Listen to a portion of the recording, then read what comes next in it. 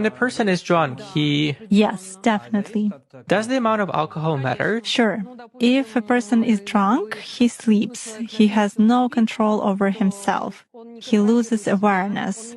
So he's already vulnerable. Basically, alcohol lowers vibrations instantly, then it is easier to work. It is easier to attach an entity, and it is easier to take possession of a person's mind. Does it mean that it's more difficult to influence a person if he keeps his thoughts in purity? Yes, absolutely. When faced with various religions, it is very difficult to influence Muslims. They are in a constant connection with the egregore. They do namaz every day and read prayers on a daily basis. They are constantly under some kind of a dome, so it is very difficult to influence them. When you start impacting a person, he begins to address in a prayer. Indeed, many of them are very different from those who come to church only when everything is bad in their life. They come to pray, and then for 5 years they forget about God, some canons, and so on. Muslims, as a rule, passionately believe and passionately give energy to their egregore, and this egregore protects them very well.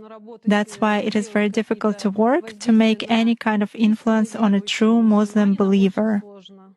Is this some kind of a good egregore? Well, for them, yes. This egregore is good for adepts who contribute good energy to it. How do you sense it? For instance, you have found an energy trace of such person. What's next? Do you try to drag him somehow to visualize this threat and you fail? Or how do you do that? It disappears. I cannot get a grip on it. I focus on it, but something immediately knocks me out of the flow, just like that. Or I visualize a person in front of me clearly and can affect him even at a mental level, but some image is not created in my mind at all. I even look at a photo, reproduce an image, but it vanishes from my mind.